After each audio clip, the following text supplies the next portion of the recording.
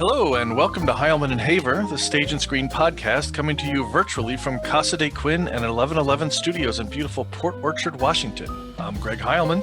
And I'm Matt Haver. We're two local actors looking to hone our craft by exploring the best in local theater and on the big screen.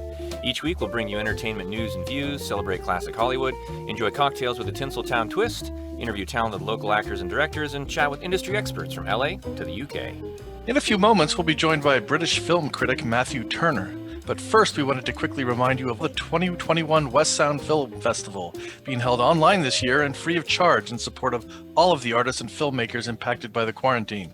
Dozens of films produced locally and from around the world will be available to view online January 29th through 31st in genres ranging from documentary to dance to animation and apocalyptic. Check out our YouTube channel for an interview with the festival coordinator, Amy Cool, previewing the event.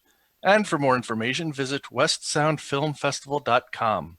Greg and I were having so much fun and meeting so many interesting people in 2020, we decided to move from twice a month for the show to a weekly broadcast. We hope you're enjoying the lineup so far in 2021. And our schedule in February includes a lot of great folks. A major market talent agent, award-winning composer, a professor of music psychology, and a Hollywood screenwriter. So make sure to follow the show and tune in every Friday for each new episode.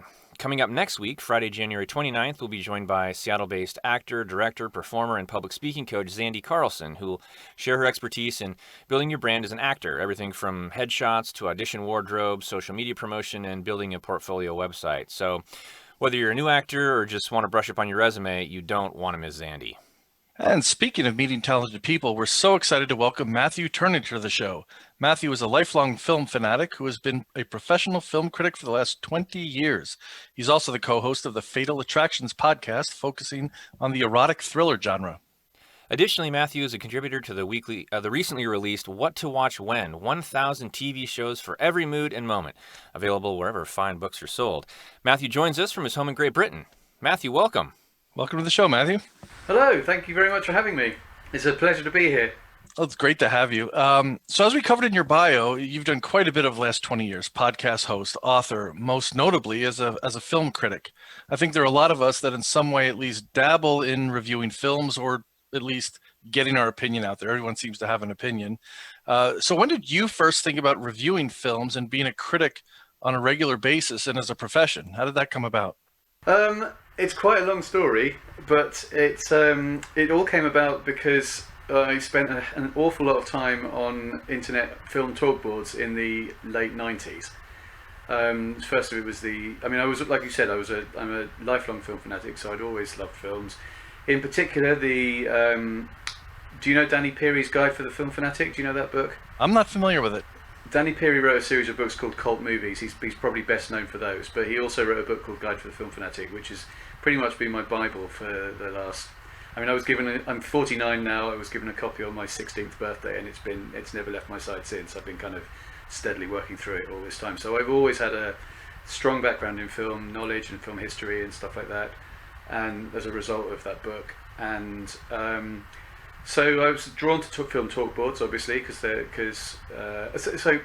so yeah, when I was a teenager, I wrote reviews in notebooks, like I suppose other people did. But that was really just for me. I didn't think anybody would ever see those reviews, and it was just sort of somewhere to write down things about films. And so that, when the internet came along, became like, yeah, I was naturally drawn to film talk boards. So first there was one for Empire, and then later there was one for The Guardian. The Guardian newspaper in the 1998 London Film Festival sponsored that festival and created a talk board, ostensibly so that people who were attending the festival had somewhere to chat about the films afterwards on the internet.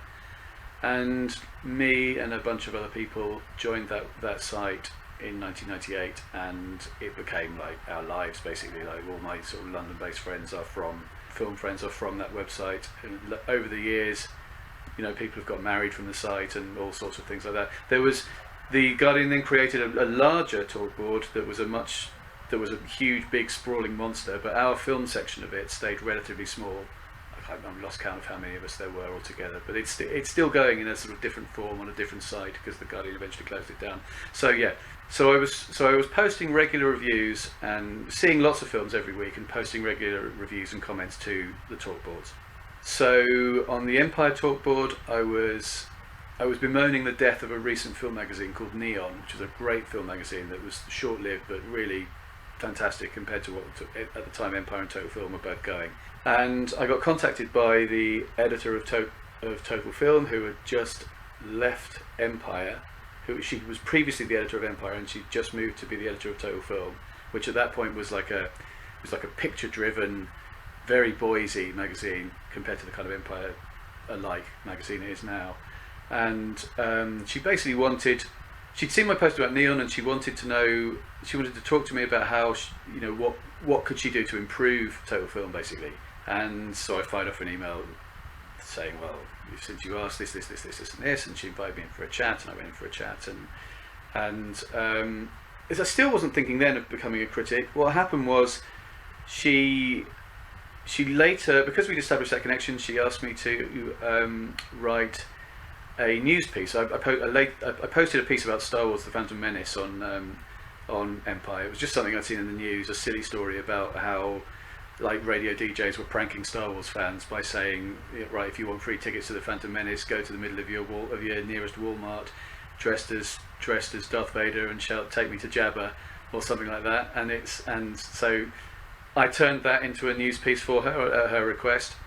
And then I did a couple of other news pieces, and then because of that, I thought a job came up on I think the Empire website, the Empire Talk Board website, or the website rather.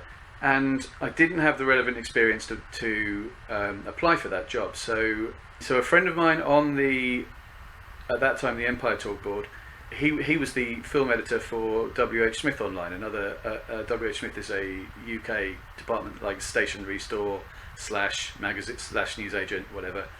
And they were doing film reviews, and he said, well, look, why don't you write a couple of film reviews for me? I'll post them on the site, and then you can use that as kind of relevant experience to say that you've written on the internet, basically. And I did that, and I'm not sure whether I even did apply for the job in the end, but that became my first official reviewing slot, basically. I'd been paid, my first paid work was for the magazine for those news pieces, but my first reviewing work was for W.H. Smith Online. And that lasted, I think, approximately a year, and during that time, I'm sorry, this is a very long story, and I did warn you, but never mind, you did ask. During that time, a website called View London got in touch, and they posted adverts actually on both the Empire and the Guardian talk boards saying, would you like to be a film critic? If you would, get in touch and what have you.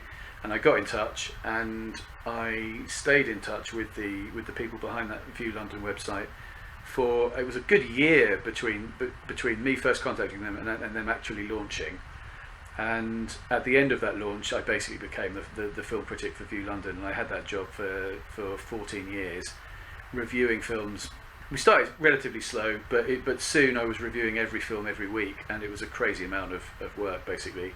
But that's what got me onto the kind of film critic circuit, and going to screenings regularly and building up relationships with PRs and things like that.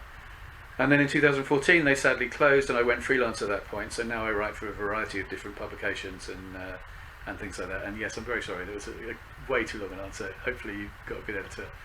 Well, what it shows you is a couple of things: patience, and that there are ways, if it's something that you want to do and it's something that other people recognize that you're good at, even if there's not a direct path to it, there's ways to get there. Well, I think the main thing for me is that you just couldn't do that now. I mean, that way in to becoming, people ask me a lot, like, how did you become a film critic? And that way in just isn't there for people now. What, a decade ago? No, probably even a decade ago is not long enough ago. Let's say 15 years ago then, the advice would be, well, start a blog, like have a film blog, write something on your film blog and talent without, basically. Like if somebody thinks you'll build up a portfolio of reviews, send those reviews to an editor, and if they like what they see, you might get a job out of it. That would have been the advice then. These days, even film blogs, I don't think even that is really, like, everybody has an outlet because of social media. So there's a lot more competition, a lot more kind of voices out there, basically, and it's hard to find work even as a freelancer, to be honest. I can't pretend you make any money out of it. I wouldn't advise anyone to become a film critic at this point in their lives, because there is no money in it. But yeah, it was a very different time then. Basically, the internet was kind of new. Even View London, they were kind of ahead of the game in many ways, in that we at least had an archive, whereas, for example, Time Out, a very equivalent site at the time, didn't have a film review archive at that point online. So yeah, it was very different time back then, basically.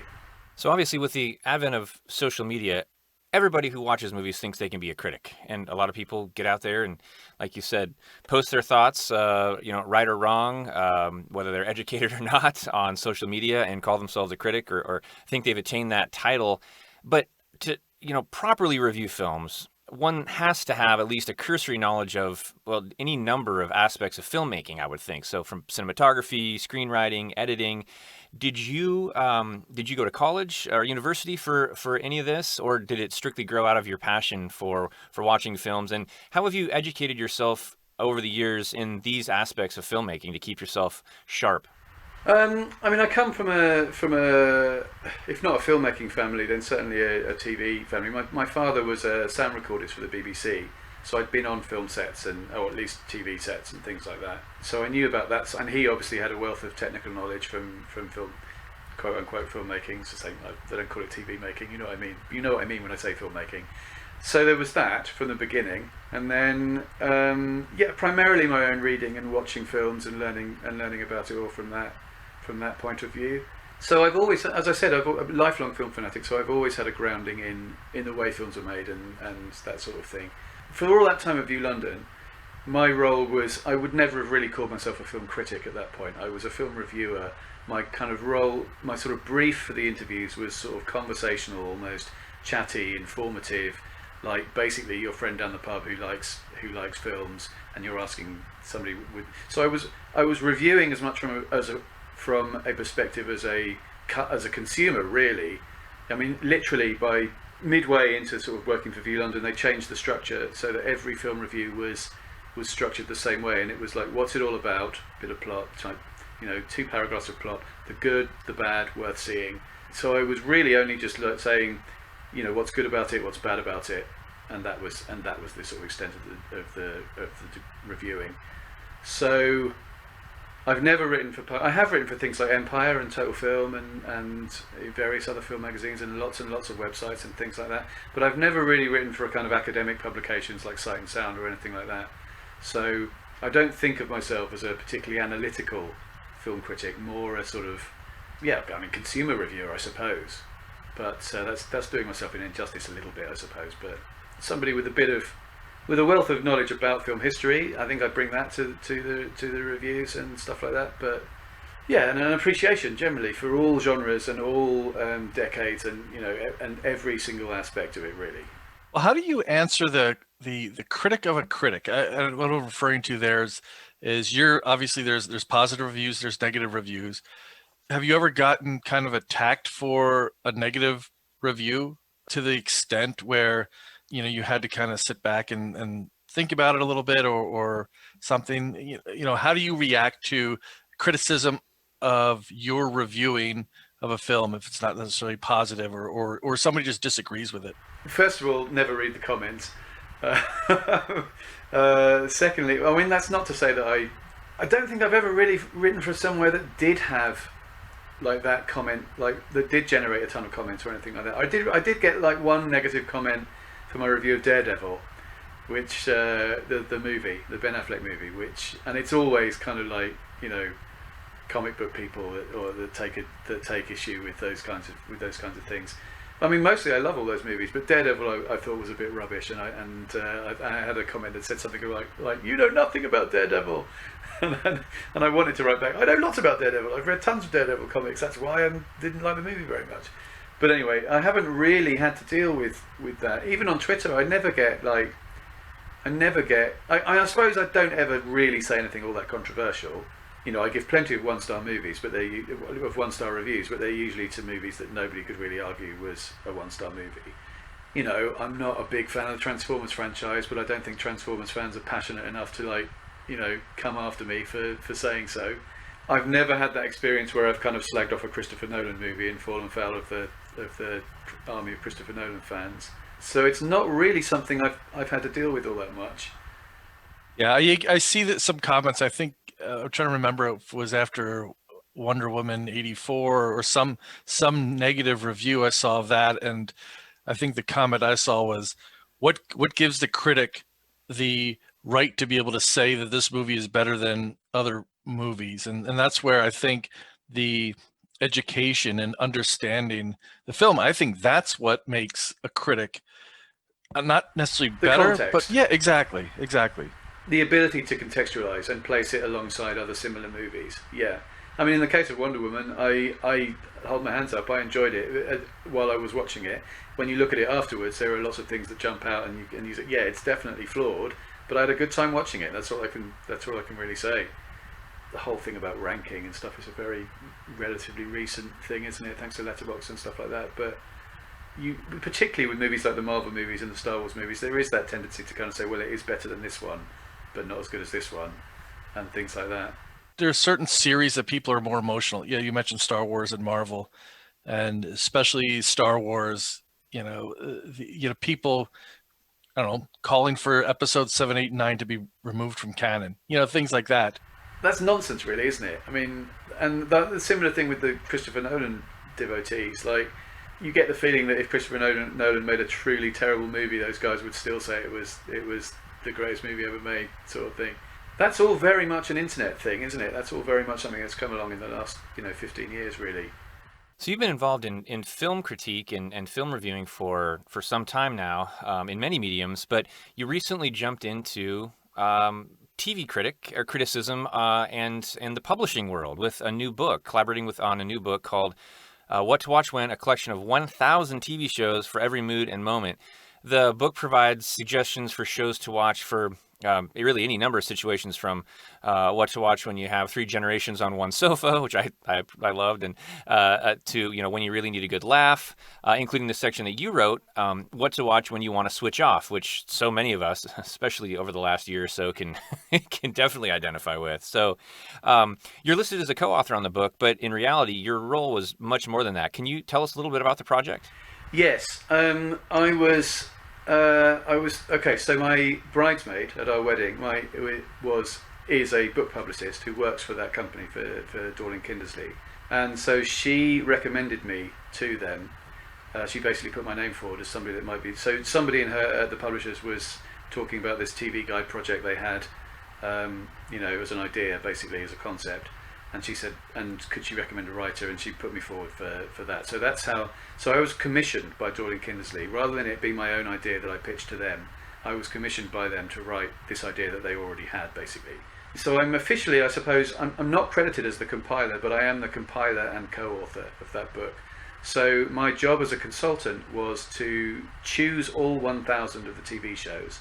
I mean, subsequently, some of the co-authors swapped some out, but in terms of the majority of the book, I chose like all 1,000 TV shows. I also had to write the chapter titles, although again I was given, the editors had a couple of ones that they insisted on being in there. Like, so the 3 generations on one sofa was the editor's idea, basically. That title was theirs, but most of the other titles chapter titles I wrote myself. And so then I allocated all 1,000 shows into those 10 chapters. It's 100 shows per chapter, and then I wrote it's called What to Watch When You Want to Switch Off, but I thought of it as the trash TV chapter, basically, because it's all those kind of guilty pleasure shows and things like that. And yeah, I mean, I'll tell you, it was a very welcome distraction during first lockdown, because it came about at exactly the right time, just around March, when we went into lockdown in the UK for the first time. Was around the time that I was supposed to be doing the book, and it was a really useful distraction for those 6 weeks. And in fact, it was weird, the coincidental timing of it was really weird, because I'd already decided to take off a period of time from film reviewing in order to write the chapter of the book. And the very first week that I would not have been going to London for screenings anyway turned out to be the first week where all the screenings were cancelled anyway, because of coronavirus. So it was very, very helpful. Well, you cover it specifically in the section, that you wrote, What to Watch When You Want to Switch Off. You cover a large time frame, anything from Gilligan's Island in 1964 to more recent shows like Umbrella Academy, And there's a little bit of something from every genre in there. So I grew up with a lot of these shows in the 1970s, and it brought back a ton of memories. But as I'm sure it will for multiple generations. Did you have a method of gathering the list of shows for the sections? Yes and no. It was partly there was a brief, and the shows had to be available in some way or another, whether it was on DVD or preferably on streaming, but primarily at least on DVD.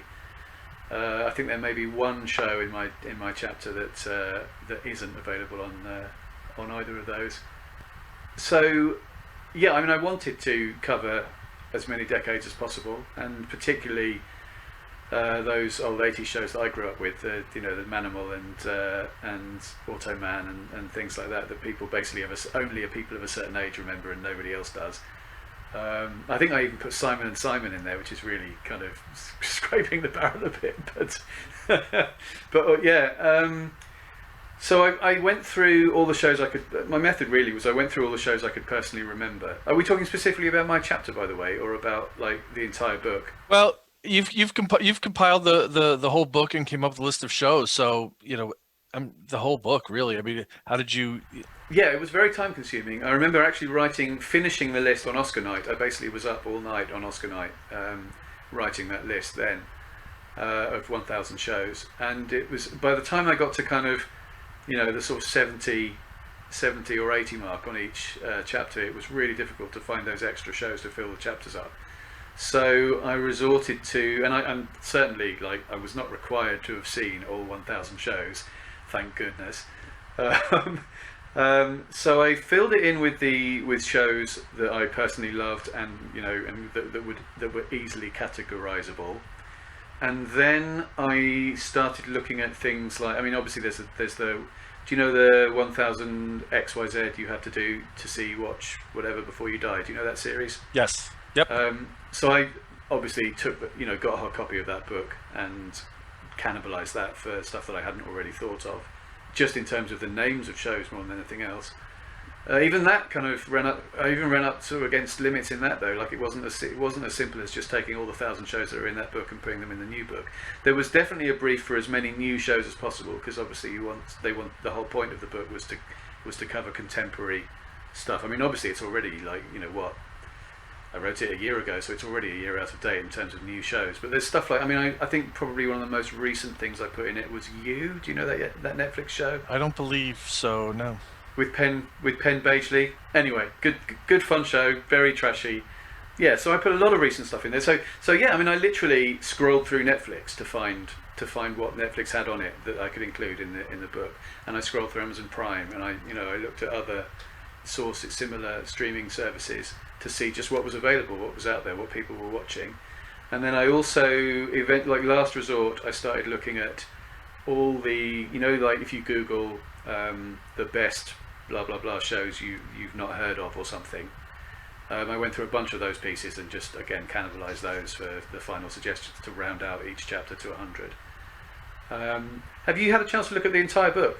Yes, I've read the section that you're listed as the author, and I've kind of browsed through the rest of it. It's got a lot of things in there that a lot I haven't heard of, a lot that I have watched recently. I mentioned Umbrella Academy, which we're huge fans of, and there's a lot that I remember when I was a kid, whether it was through syndication or just some of those shows from the 70s and early 80s that just brought back a ton of memories. Yeah, I've got the book on my lap currently. It is exhaustive. I appreciate a couple of the shows actually on your chapter specifically, and that kind of leads us into the next question. Are they in any specific order? We'll just talk about your chapter. If I really want to switch off, I'm automatically going to go to a couple of my favorites. Boston Legal, for one, with Jimmy Spader and William Shatner, or Californication with David Duchovny. A couple of guilty pleasures, and a couple of really fun shows for folks who haven't seen either. But maybe I should check out Downton Abbey first if I really want to switch off. Because that's the first. That's the first. Okay, so is there an order? Definitely not but in terms of, for me, definitely not for the other chapters, in that the individual writers were left. So we were all given the same sort of similar brief for our chapters. We had to divide the story, divide the entries into A entries, B entries, C entries, and D entries in terms of length. And I forget the numbers, but I think there are only maybe 2 A entries. For me, that was Downton Abbey and Batman. And then something like, I don't know, I honestly can't remember the numbers, but something like 15 maybe B entries, which are the second longest ones. Another 20 or 25 C entries, which were the third longest ones, and then the rest were D entries, 80 something D entries or 70 something D entries, which were just the shortest entries in the book. I think this is probably the case for each of the chapters. The editors decided more or less on they had some picks. So Downton Abbey is an A entry because the editors wanted it to be one of the A entries. And I originally had, I think, Riverdale as my second A entry, and I was asked to change that to Batman at some point in the writing. Similarly, I wanted Dallas and Dynasty to have, I'm a huge fan of Dynasty, and I wanted Dallas and Dynasty to both have B entries, but they vetoed one of those, and so I had to choose something else. And actually, I've had lots of my friends have come back to me since and said, oh, I'm glad that Dallas only got the shorter entry and Dynasty got the longer one, because Dynasty's much better. So it's worked out quite well. But in terms of the order, yes, what I had was page layouts. So I knew what combination of A, B, C, D had to be on each page, and it was really fun putting together the groups, basically. So I tried to make the chapter as kind of thematically, to have each page as thematically linked as possible. I knew exactly which shows were going to be on which page, if you see what I mean. There's no list they're not in an order in the sense of, page 50 to page 75 or whatever it is, and that's the way they were listed. It's more that they're in an order on the individual pages. I didn't dictate the order the pages went in, but I dictated which films fit into which ABCD combination on which page, if that makes sense. Well, it's a colossal undertaking. I'm really impressed, and it's a great one to have on your coffee table for quick reference, especially with all of the shows that are being pumped out right now. About how long did the project take to complete? I was commissioned, I think, before Christmas, and then had to come up with the list, as I said, on around about Oscar time. And then after that, when all the shows had to get signed off by the publishers and because it's not just the UK publishers, there's also a US publisher involved as well. It was a cross-channel collaboration, basically. So certain shows couldn't go in because they were UK only, and certain shows couldn't go in because they were sort of just in the US, not available over here, or things like that.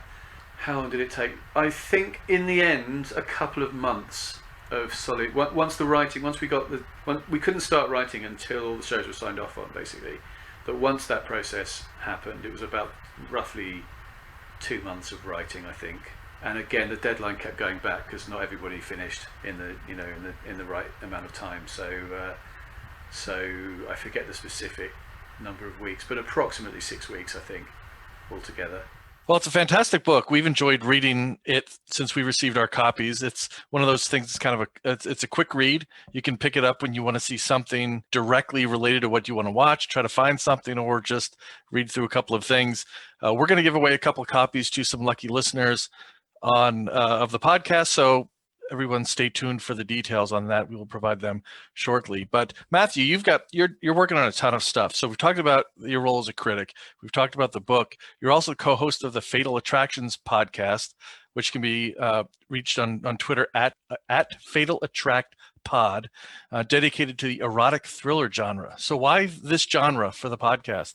The short answer to that is because all four of us that host the podcast really love the genre. I mean, it was born out of a conversation on Twitter about how much somebody said something about Basic Instinct, and somebody else said, "Oh, I love erotic thrillers," and I said, "Oh, I used to love those movies. I saw all of them in the cinemas." I mean, I'm quite a bit older than the other three co-hosts, so I had seen all of those films in cinemas, whereas a lot of them are just kind of sort of caught up with them on video or TV or stuff like that. And the conversation kept going, and somebody said, "Oh, it should be a blog," and then somebody else said, "No, it should be a podcast." And then we were like, "Oh, you're right, it should be a podcast. Yeah, let's do it." And I think there was about 5 people in the initial conversation, and one of them was also going to be involved and then pulled out before we did our first episode. And the 4 of us just stuck with it, and now we're like 72 episodes in. I think we started in 2017, something like that, and yeah, we're 72. Is it 72? 72 episodes? I think it's 72. I'm just going to check.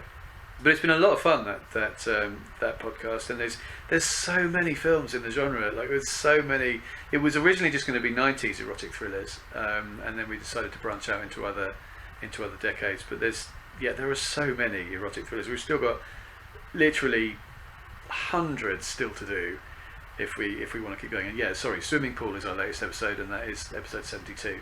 And I would think we've probably covered most things you can name at this point. I'd certainly be, if anybody does have a suggestion of a film we haven't covered yet, please tweet us at Fatal Attract Pod, and we'll definitely get to it at some point. Here's a question for you. For someone who might be wondering what a erotic thriller is, what are a couple of well-known films that you could mention that people would recognize from that genre? Well, for me, like the sine qua non, the without which nothing of that genre is Basic Instinct. I mean, I think Basic Instinct certainly spawned is responsible for the sheer number of erotic thrillers that came out in the 1990s. I mean, the thing is, in the 90s, they were box office hits. That was what Hollywood was making at that time. Like, they were successful, so they churned out tons of them. They were a very regular thing. They were all big cinema releases at the time.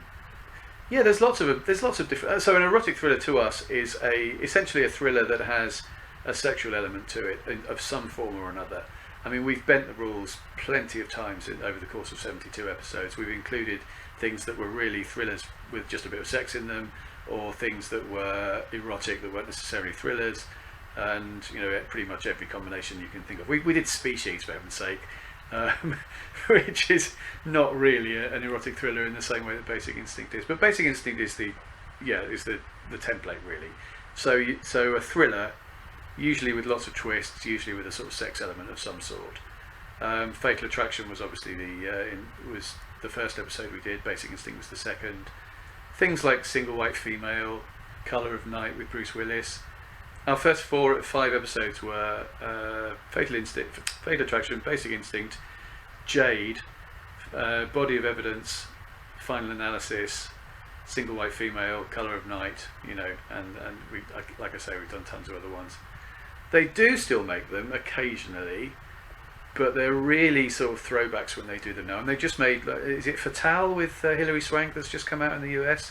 So that's an erotic thriller. But these days, when they make them, they're throwbacks. There was the one with Rosario Dawson and Katherine Heigl, Unforgettable, which also is completely a throwback to that kind of 90s genre. The sort of vaguely over the top sort of styling of the whole thing. And also, I mean, I think there's a lot of crossover with what I like to call the fill in the blank from hell genre, which is like the nanny from hell, like the hand that rocks the cradle, or the temp from hell, the temp, or the babysitter from hell, the crush, or the landlord from hell, Pacific Heights. All those kind of that kind of thriller we basically also cover as well, even though in those particular movies the sex element isn't really as strong as something in Basic Instinct. Ideally, the sex is integral to the eroticism is integral to the plot in some way. You shouldn't be able to take the sex scenes or the erotic scenes out of an erotic thriller and it make no difference at all, if you see what I mean. It should be integral in some way. And you have certain films that are all about that, like say 9.5 Weeks, and certain films are not. And the best ones have a sort of strong combination of both thrillers and eroticism. Admittedly, it is a very niche podcast, but it's hugely entertaining. It's great fun to do it it's been great fun doing it for the 72 episodes. Our next episode is going to be on Zandi, and I should probably give a shout out to my co-hosts Leslie Pitt, Emily Thomas, and Paul Costello. What's interesting, I think, about us as a group is that we have very, very different voices. We represent sort of 4 very different areas and opinions and what have you, and I think that comes across really well in the podcast. I mean, weirdly, I don't know if you guys listen to your own podcast, but I do listen to ours, and I find it extremely entertaining, even though I already know what we've talked about, which I know is weird, but I genuinely enjoy it on a completely separate basis to actually recording it. Yeah, we do the same thing, and we hope that everybody listening is having as much fun as we are making it. Fun podcast, fun genre, so we'll link to your podcast in the show notes. And obviously, you can go out, jump on iTunes, find the Fatal Attractions podcast, or at Twitter at Fatal Attract Pod. Add that into your favorites right there next to Heilman and Haver.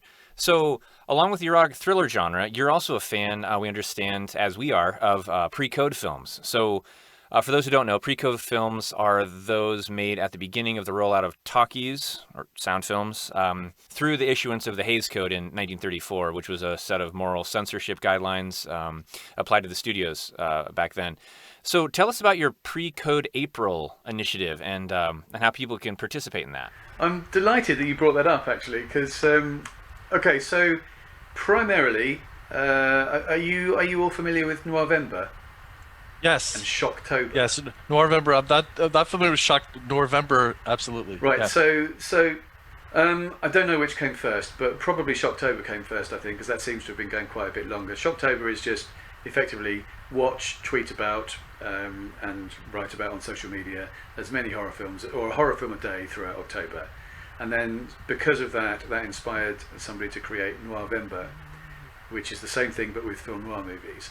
And I had previously, I mean, the names previously kind of set my teeth on edge a bit, you know, but it turned out like 2 years ago, that I just coincidentally had 30 unwatched film noir movies on my laptop, and you know, I thought like Noirvember would be the perfect opportunity to watch all 30 in a row and get them all seen. Film noir is absolutely my favourite genre, always has been. It was very much part of what made me a film fan in the first place, was a mutual love of kind of Hitchcock movies and film noir. That's really what kickstarted my entire kind of film obsession, really, is discovering those as a teenager. So I've seen a ton of film noir movies, but as it turns out, there's still a good 200 or so that I haven't seen, and I've seen hundreds. So really enjoyed doing my first Noirvember 2 years ago on Twitter. Had a great time doing it this year again, seeing another 30 that I hadn't seen before. And I just thought pre-code movies there's a large number of them that I've not seen, and I do love the ones I have seen. So I was just idly toying with, okay, if you were going to do like pre-code movies in a month, given that you can't do October because of Shocktober and you can't do November because of Noirvember, which month would it be? And the pre and April were the two sounds that kind of connected for me. So I came up with Pre-Code April, and just sort of almost as a joke, sort of said, oh, you know, maybe we should do Pre-Code April for pre-code movies. And then I thought, yeah, actually that's a really good idea, and even if nobody else does it, I'm going to do it. So yeah, so the very basic idea is it's extremely simple. If you have a love of or an interest in pre-code movies and you want to watch pre-code movies in April with a bunch of other people who are also watching pre-code movies in April, then basically tweet about it as much as you can on Twitter and use the hashtag pre-code April, no space, no hyphens. So the idea being, I suppose, that if you click on that hashtag, you can see lots of other people talking also about pre-code films. There's no set guideline for what to watch when. I haven't really put too much thought into like what else we can do with it. On its first year, it's hopefully just going to be a bunch of people watching them and talking about them. And I don't mind if, you know, like I said, there's no rules at all. If you just want to watch one film in April, one pre-code film in April, and write about that on social media, or actually I say social media, for the first year it's really only going to be Twitter. So on Twitter during April, then please do join in and do that. If you want to watch one a day for 30 days like I'm going to be doing, then please do that too. And if you want to watch as many as you can in 30 days, then do that too. There are no rules other than if you write about a pre-code movie on Twitter in April, please use the pre-code April hashtag. So far I've been doing a kind of recruitment drive on my Twitter feed, which is at FilmFan1971, where I've just been asking anybody who's interested to let me know that they're interested, and I've added them to a list that I've called Pre-Code April Proponents on Twitter. And the idea, basically, I'll send out reminders to everybody that's on that list in March that Pre-Code April is coming up, and yeah, just to remind people basically that it's happening in April. But I mean, I'm guessing that throughout March I'll be unable to shut up about it on Twitter, so people will have a pretty good idea by that point. I know I'm on the list, and I think Matt, you're on the list as well. So we're looking forward to that. And if anyone is wants to know more about the pre-code and what that means, I say simply watch the Thin Man series. Which I just watched, through the whole thing the other week. You watch the first one, which is definitely a pre-code movie. There's drinking, there's innuendo, it's just a super fun movie. And then each of the other ones arguably get a little less entertaining as they go on. Well, they're not pre-code, the other ones. It's only the Thin Man that's pre-code. Exactly. The others are, so there's a strong difference between them. And that's interesting in itself, I think. Yeah, we rewatched The Thin Man recently, actually, and just loved it. I mean, I'd always loved it, but I hadn't seen it for like 20 years. So it was a real joy to revisit it recently. It is such a good movie. I just want to say I do have a pre-code list on Letterboxd with just under 300 films on it. If people want to to get an idea of what's available, and I'll happily take any suggestions for additions to that list. I think I've got more or less everything I can think of, but I'm sure to be missing like a good handful. So if anybody's got any suggestions, please let me know in the comments on Letterboxd or something like that, and I'll add them. Sure. So, Matthew, as a critic, you must run into a lot of incredible films that fall through the cracks, especially with the number of films being introduced daily to streaming services these days. It seems like there's a new one every day, and I think Netflix has dedicated themselves to one a week this year, a new film every week. So another one of the hats that you wear is as a contributor to Vodzilla, which is the UK's first video on demand magazine. So in your column, you review the best hidden gems on Netflix, Amazon Prime, and Disney Plus. Tell us how you compile these lists, and if you can, maybe your top 5, maybe under the radar films. Yeah, sure.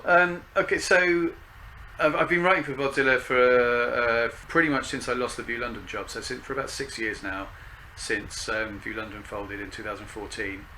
And it's run by a friend of mine called Ivan Radford, and he does a terrific job as editor. Like he really dedicates that site to covering every single streaming service, not just like Netflix and Amazon Prime and BBC iPlayer or whatever, but literally everything. If it's streaming anywhere, Vodzilla will run something about it or mention it in some way. And it's a fantastic and invaluable site for keeping up with what's what's available on various streaming services. And I highly recommend it to anybody that's maybe lost for what should I watch on Netflix, what should I watch on Amazon Prime. And obviously, as you know, probably those sites in particular, their algorithms are all over the place. Like it's impossible to find stuff even when you know it's on Netflix. It's weird that the stuff doesn't pop up for you. There's so much stuff that's on Netflix that people just don't know is there. So how do I go about choosing them? It's a combination of things. I regularly check a website called Just Watch, an app called Just Watch, which tries hard to keep up with the new additions to, in particular, Amazon and Amazon Prime and Netflix. But they're often fallible. They often miss things. They often get things wrong, what have you. So I do my own research as well. I do a lot of scrolling through. I use there's another website called, I think it's called What's New on Netflix, but there's another website with a very similar title. So don't quote me on that, but it's something like that, and it catalogues removals and new additions, and helpfully lists them in by date basically. So you can go through it for the last kind of few months and see what the new additions are to Netflix. So I catch a lot of things that would otherwise have fallen through the gaps that way. It's almost impossible to do that for Amazon Prime. The same guy that runs the What's on Netflix site did attempt to do it for Amazon Prime, but I think it's too difficult. I think for whatever reason that's not as accurate. So I do my own research on Amazon Prime. I've got a long list of films, for example, that I've seen at festivals that either never got a UK release or got a very tiny UK release that I think should be more widely seen. And what else do I do? I also, on my Twitter feed, because of COVID, I've been doing a kind of daily film recommendation list. So I'm regularly checking the streaming services for stuff that people might not know is on there, and stuff I just personally want to flag up that's on there. So I do the obvious stuff sometimes, but I also really try hard to find kind of deep cuts for hidden gems. The Disney Plus column you mentioned, that's really a one-off for Vodzilla. So I do two regularly updated hidden gems columns on Vodzilla, one for Netflix and one for Amazon Prime. I did a Disney Plus one, but it was a one-off on the launch because I don't think Disney Plus update their movie selection all that regularly. I've no idea if stuff ever comes off Disney Plus, for example. I'm assuming it doesn't, and that anything that's on there is on there for perpetuity. but certainly Netflix and Amazon Prime change all the time. And what I found interesting is that a lot of the films jump from Netflix to Amazon Prime and back again. I find that really interesting. Even something like Les Miserables, the recent cop thriller, that's an Amazon Prime original on the poster, and yet it's on Netflix now. I don't really understand that at all. So it's kind of a passion of mine anyway to be looking for those kinds of movies. I think my heart's much more in recommending movies to people than it is necessarily being a critic, to go back to talking about being a critic earlier. I'm much more interested in putting a great film in front of somebody and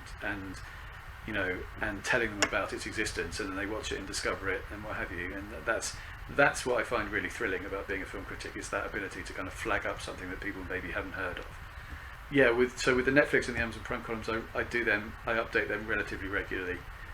Without doing, unless you're going to give me kind of 10 minutes to go through lists again, I can't give you a list of overall hidden gems, but I can give you a list of under the radar films for 2020 that if you haven't seen, you should try and catch up with. So the first of those is The Kid Detective, which did get a US release, I think, but maybe obviously with COVID, not perhaps a very big one. And that's a great film. It's Adam Brody as a kind of, he was previously a kid detective, and now he's in his 20s, and he's kind of, he's still solving kind of local crimes, but like he's disgraced because he failed to solve a case when he was younger or something like that, and he just gets drawn into a mystery that's really great. Have you guys seen that movie? I have not. I've seen it. I haven't watched the film, but I've found it scrolling through, so I'm going to put that on the list for sure. I really enjoyed a movie I just saw quite recently, Shithouse. Have you heard of that? I have not. That is a debut by a writer-director called Cooper Raiff, and it's just a college movie, really. It's just a movie about him. He plays, so writer-director-actor, he plays the lead character, and it's just him.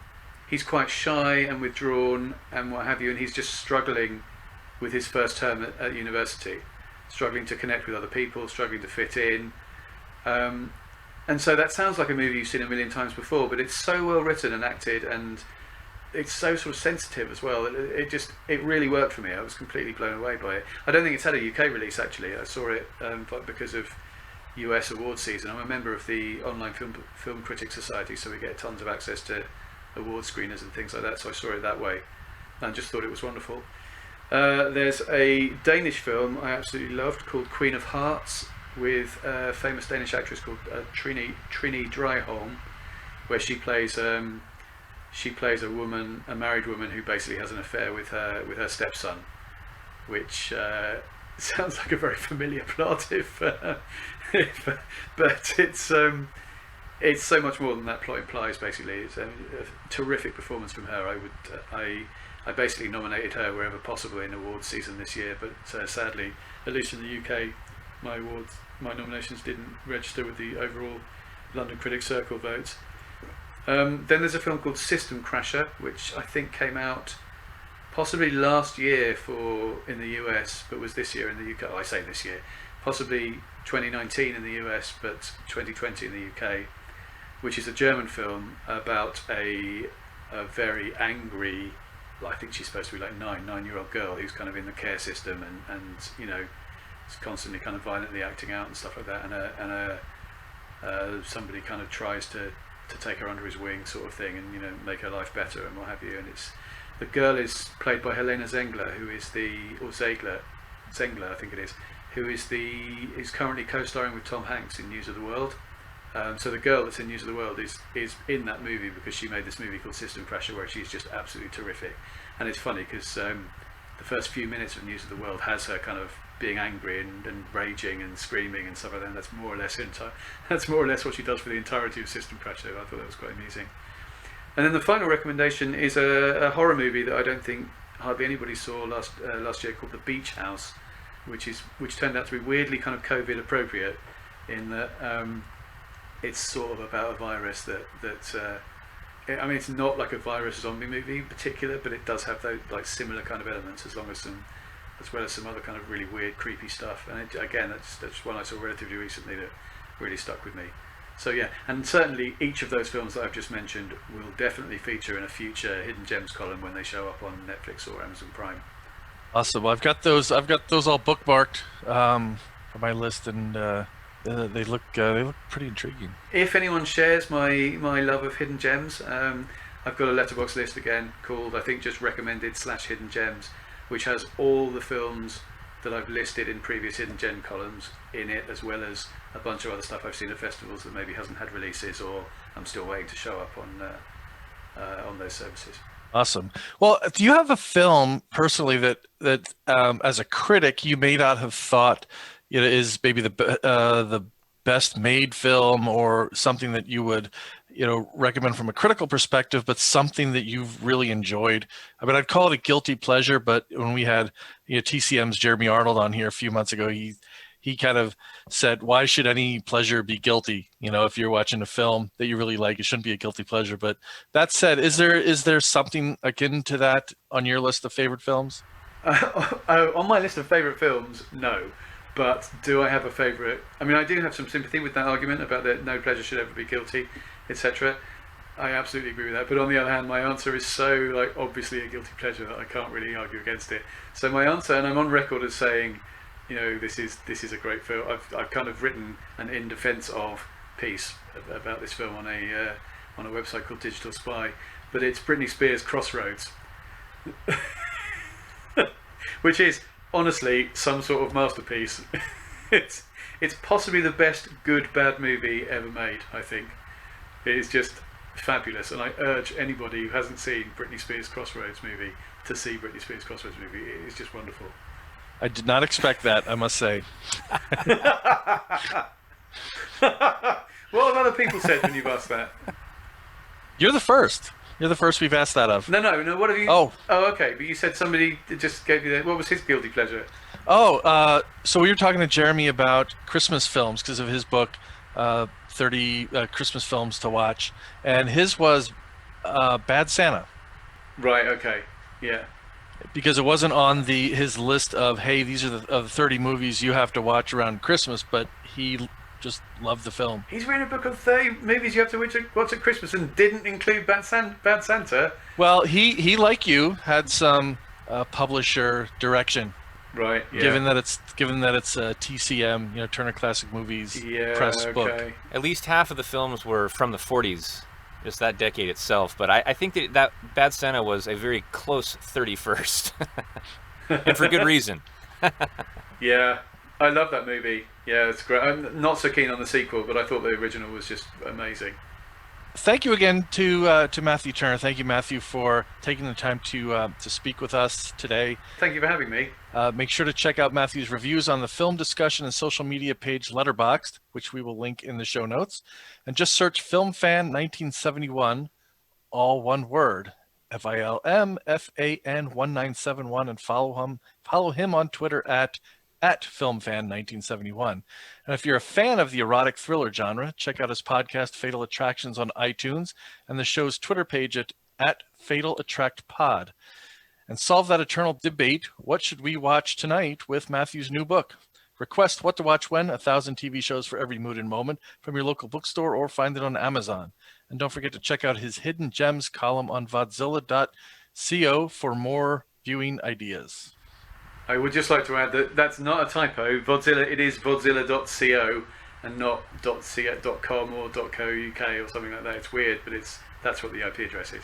The URL is, sorry. So vodzilla.co. Yeah. Perfect.